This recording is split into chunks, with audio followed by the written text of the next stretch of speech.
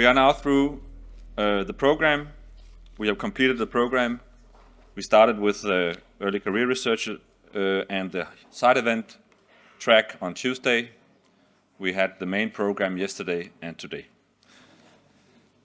Today we also had a second breakout session. We have agreed not to go into the deeper details of the feedback. The three moderators, David, Professor Kaushik and myself, will compile the discussions from each of the three breakouts, and it will be part of the conference report. Summary of main messages, reflection from the meeting. We will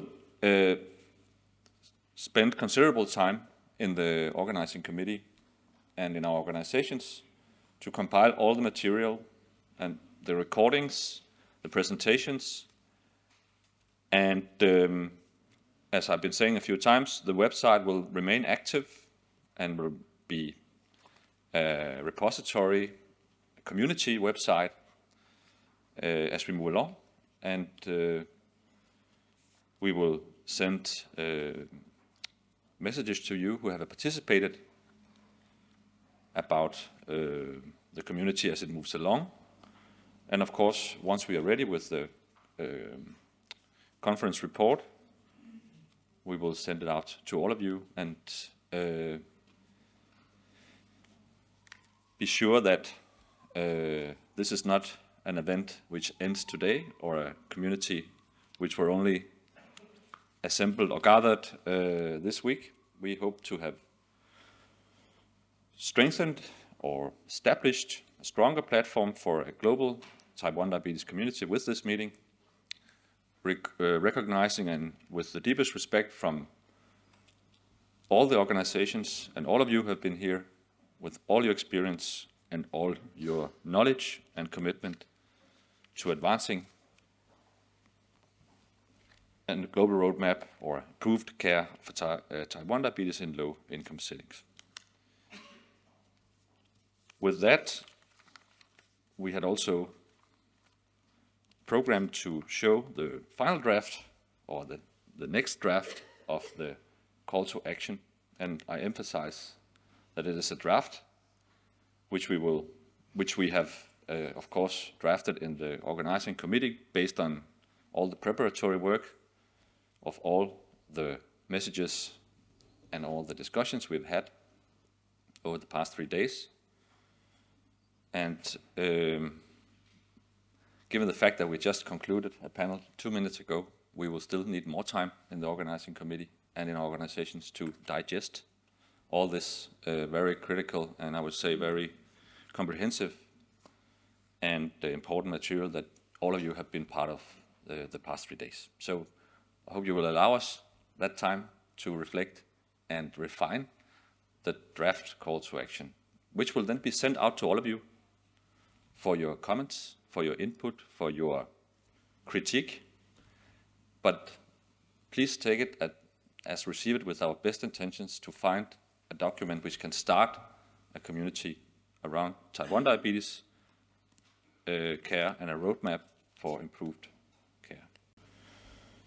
On 4th to 6th February 2025, an international meeting took place in Copenhagen, Denmark, under the title Type 1 Diabetes, Advancing a Global Roadmap for Improved and Integrated Care in Low-Resource Settings. The international meeting on type 1 diabetes was held in the context of the WHO Global Diabetes Compact and the Global Diabetes Coverage Targets to be achieved by 2030. We, participants of the meeting, who are engaged in type 1 diabetes care, research, advocacy, policy making, awareness raising, education, psychosocial support, or other related fields, and or who are people living with type 1 diabetes, we express our concern that many people living with type 1 diabetes in low-resource settings are not accessing care as required, including insulin and glucose monitoring devices, and risk increased morbidity and mortality due to poorly controlled blood glucose. We express our concern that type 1 diabetes has been less prioritized in global health, development and research agendas, and as part of the evolving NCD agenda due to its lower prevalence compared to other NCDs. We express our concern that initiatives to improve type 1 diabetes care in low-resource settings may have been insufficiently integrated, aligned, or coordinated with wider health system processes.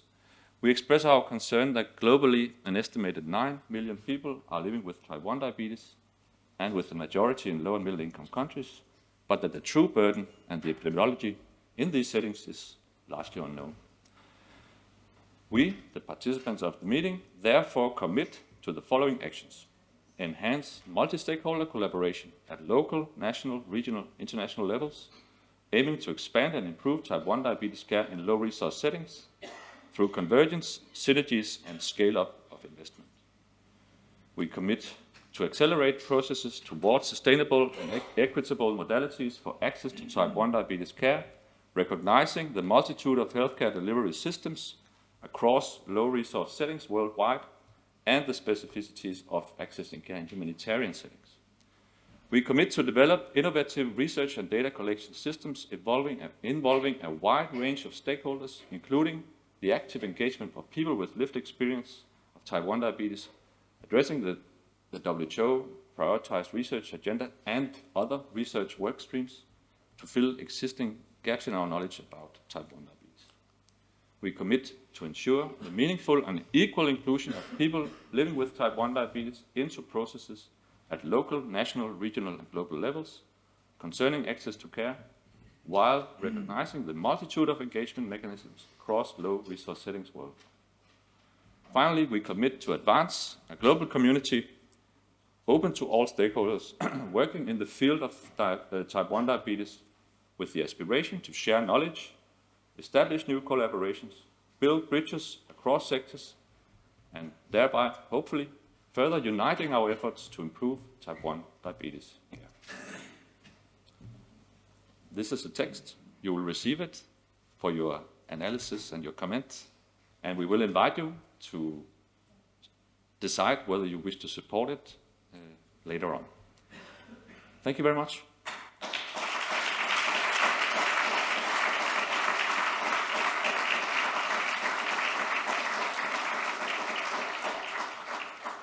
And with that, we are closing with acknowledgements, and we will start with one of the 4 co-host organizations, the Danish Diabetes and Endocrine Academy. Thor, please.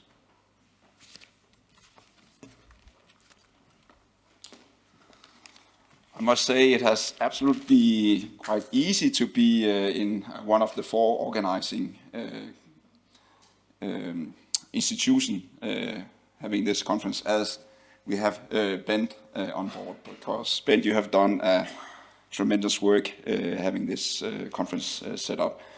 So if not now, then when should we give Bent a huge applause?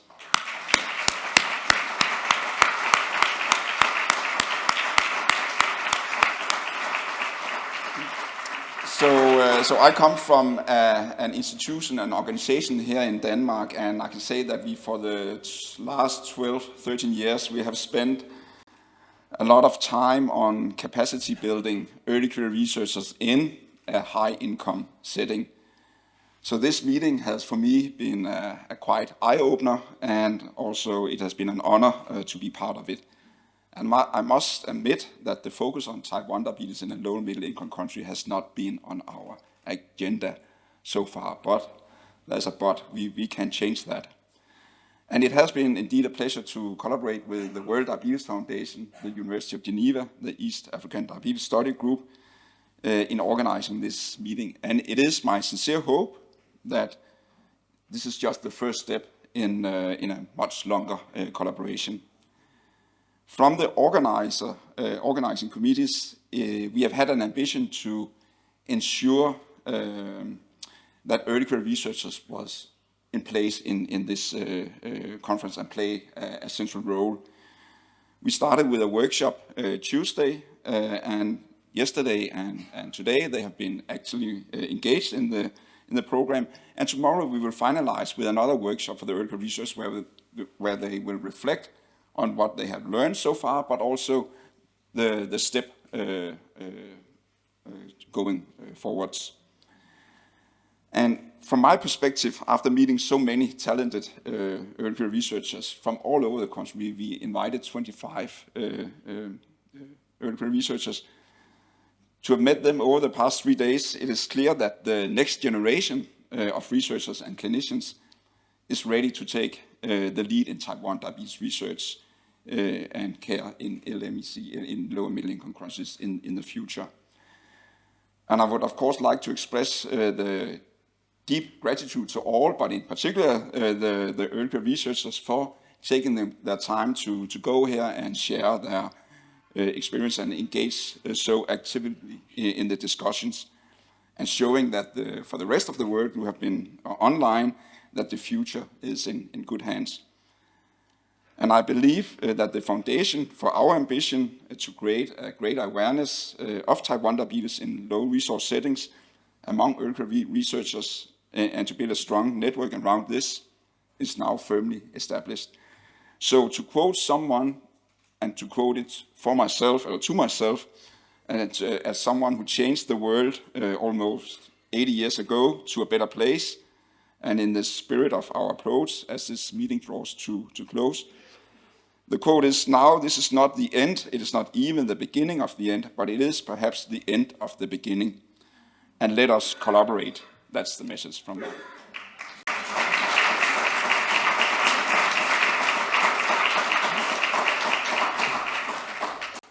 Thank you, Tore. And we will invite the second co-host organization, University of Geneva, Faculty of Medicine, David Barron, please. David.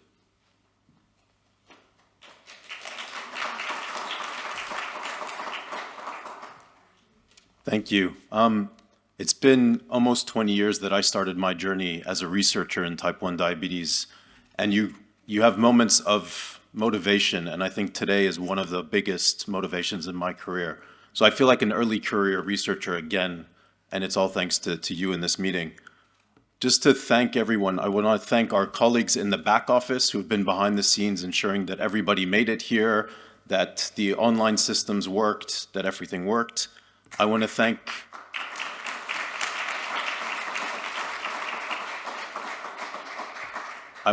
all the speakers and participants for your engagement, sharing your experience, sharing your challenges, sharing your optimism, sharing your energy.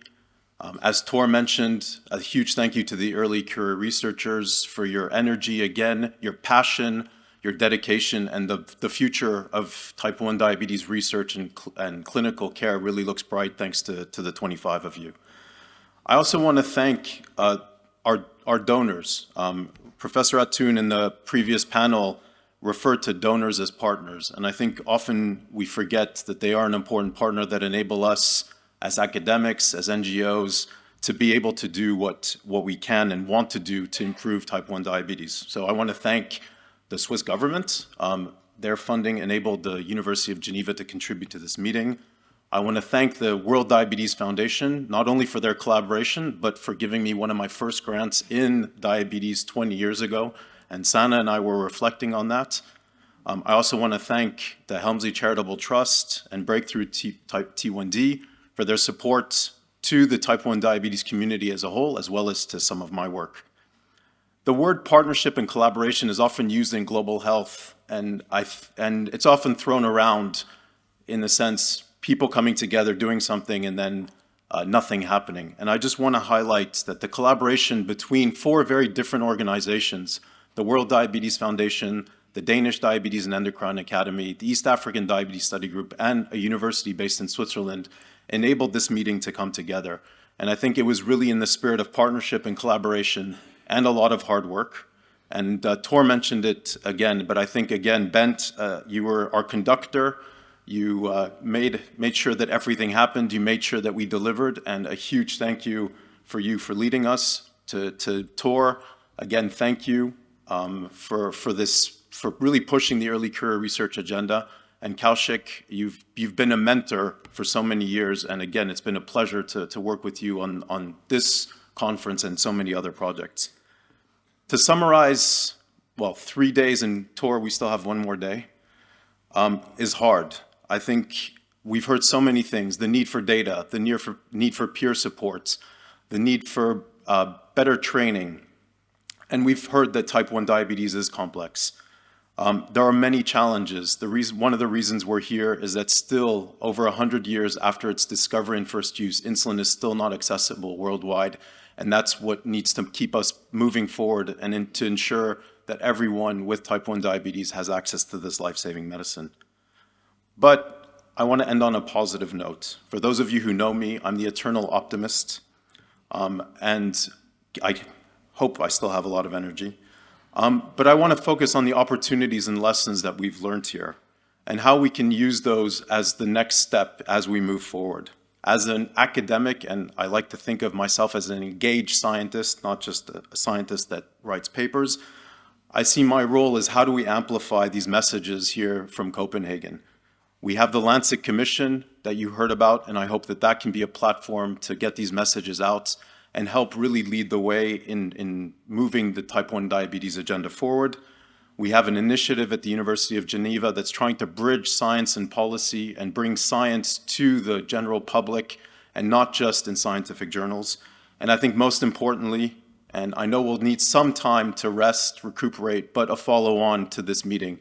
And again, a huge thank you to the colleagues from the World Diabetes Foundation, Bent, Mats, Tor from the DDEA, and Kaushik for the East African Diabetes Study Group. And again, a huge thank you to all of you for having made this event possible.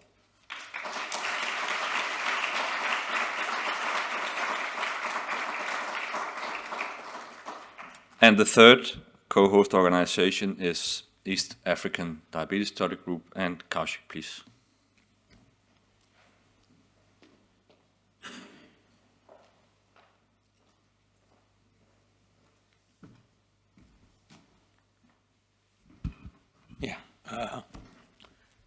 It's been a gratifying last 3 days, and I think, first of all, to be invited to be part of this organizing committee, a small group of East African Diabetes Study Group, to come on an international stage has been an achievement. I think, first of all, the respect and the achievement which we have had, I think has been great. I remember 20 years ago, myself, Professor Bandeka, and Professor Mbanya, the imported East African member from West Africa, you see, we basically had a challenge. We wanted to change diabetes landscape in the African region. We started with International Diabetes Federation. We started with the local associations, with the World Diabetes Foundation, which was our first funder, because first of all, nobody would trust people in Africa because they would think that they would not deliver. So the first project was the clinical guidelines on diabetes. The second project was diabetes education training manual. And this was overseen by SANE, and this was in year 2003 to 2006. And subsequently, we had a program on diabetes foot, which was around 2007. And then we had, as I said this morning, we had a paper by John Yudkin saying that the child in the African region with type 1 diabetes dies in 3 months. It doesn't see the daylight. And it was a challenge for us to ensure that we do get this program running. And thanks to Life for a Child, which was the first entry point for us, whereby we started showing some results of even if you just provide us insulin, we'll be able to manage these children.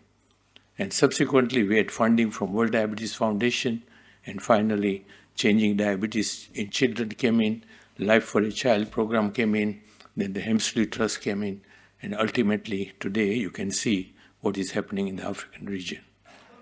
What we now need to do is to fine-tune, and I think this last 3 days meeting has actually been an eye-opener, because we are getting old. We need the second generation to take over. And I think we see light at the end of the tunnel. We've been struggling to get the second generation on. But I think we, at least what I see over the last 3 days, that we have now the second generation switched on. And we hope that they will carry the mantle forward and ensure that we have the program. I would like to thank Ment, David, and Tor. I think the organizing committee meetings which we had weekly This was over the last 2.5 to 3 months, and over the last 1 month, twice a week. I think it was ultimately very fruitful, and we learned a lot, and I think what we have seen here has been a fulfillment of all those discussions we have had. So thank you for giving a small organization of East African Diabetes Study Group a central stage in the world. Thank you very much.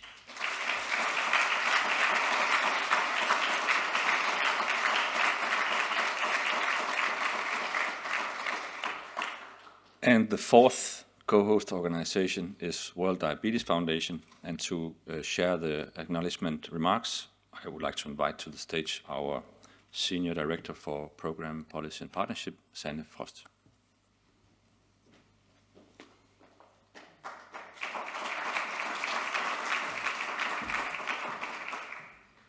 Thank you so much. And I'm touched. I have goosebumps from now and from the last couple of days. It's been so gratifying to see this convening coming together.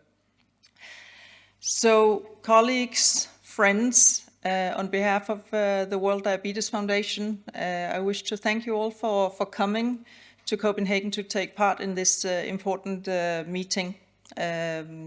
We have been discussing, sharing, inspiring, forging relations over the last 3 days. And we've had a wealth of knowledge and experience in this building, and I think that says something for the agenda. I want to thank you for staying. I want to thank you for staying engaged. Kaushik was now just referring to these early projects and the guidelines and the their diabetes education material we developed. I think that was the first visit to Africa I did when I was with the World Diabetes Foundation in my first stint with the World Diabetes Foundation. And I remember, Kaushik, back then, in order to make sure that people did not leave, that they did not go off shopping, you brought us all to the Ngorongoro crater in a tent.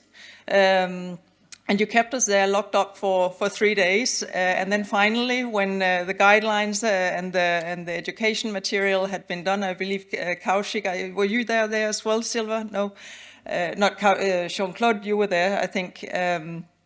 Finally, then we were allowed half a day into the crater to see some of the scenery. But I think, you know, here you have been in beautiful Copenhagen. You have had the city just outside. I hope you have a chance to go out and enjoy some of it after this meeting today. But thank you for staying in. I also, of course, want to thank the co-hosts, the East Africa Diabetes Study Group, Kaushik, Silva, and your group, University of Geneva, David and your team, and the Danish Diabetes and Endocrine Academy, Tore and your team, for the collaboration over the past couple of months for the preparation of this meeting.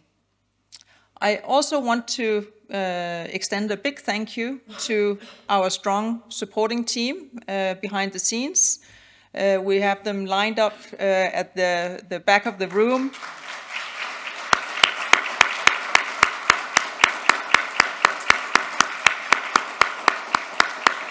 And to put names to the faces that you have been engaging with, we have Susanna, Maria, Sabrina, Anna, and Susanna. We could not have done this without you, so thank you so much.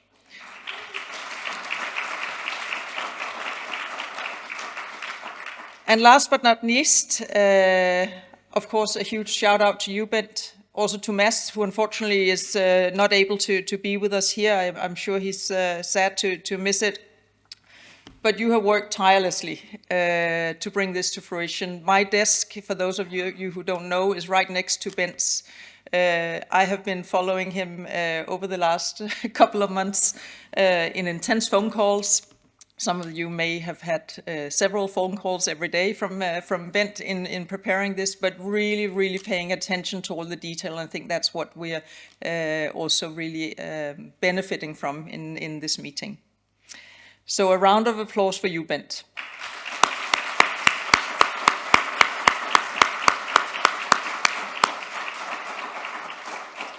So we have met here in Denmark this week to discuss type 1 diabetes and how we can improve access to care, especially for those most vulnerable everywhere in low and middle income countries.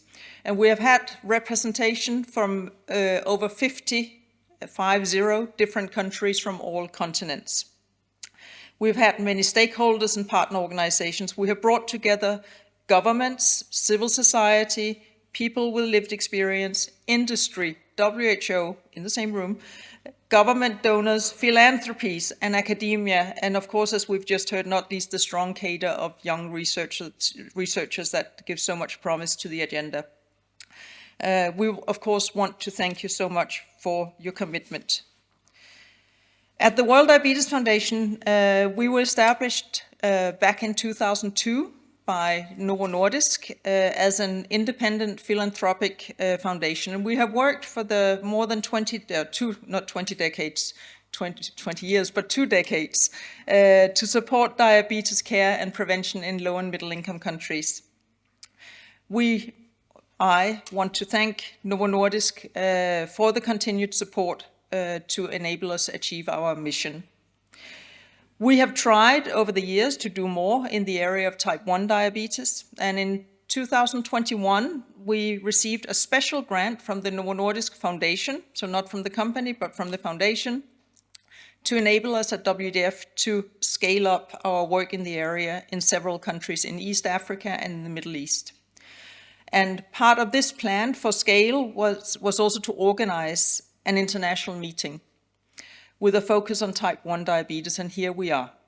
And I wish to thank, of course, Novo Nordisk Foundation for their support in this regard. Now, as we part, over the last 3 days, we have shared and heard many stories, some very heartbreaking stories, where systems, community around a person living with type 1 diabetes has failed. I want to round off with a story with some hope. I was in Jordan for the World Diabetes Foundation, visiting some activities we support there back in 2022. And we visited a school, secondary school for girls, where support had been provided to enable school staff, teachers, school management, etc., to better cater for students with type 1 diabetes. And as part of that visit, we asked if we could meet these students, or some of them, those who wanted to meet with us, and their parents in a meeting. And there was, as I recall, around 7 girls living with type 1 diabetes in this school. And as we sat around a table in a meeting room, I think it was the school library, the girls were sitting at the table, looking at each other a little bit shyly and with little smiles on their faces. And one girl had tears running down her cheeks, but she said, "These are happy tears." Up until that moment, she thought she was alone, that she was the only one with type 1 living in or going to that school. And all of a sudden, she realized that she was part of a community. And we heard before from Christine, from Renza, we've heard it many times the last couple of days, the importance of community, of peers in living with a condition like type 1 diabetes. And I can say that now all of a sudden this girl, the smile that came on her face, knowing that now she had her community, she had her peers around her to share, to get support, etc. And she sat there now, it was clear to me, with hope and with a sense of comfort. And I thought that was a powerful moment for me in the work, confirming the importance of the work that we're able to do at the World Diabetes Foundation.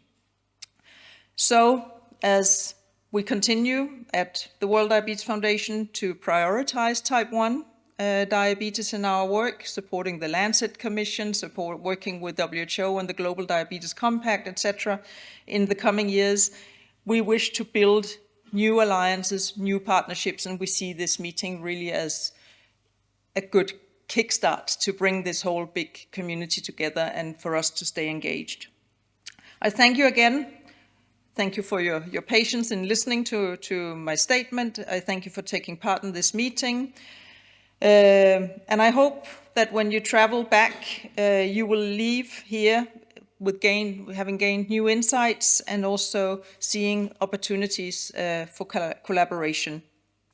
Thank you again, and safe travels home. Thank you.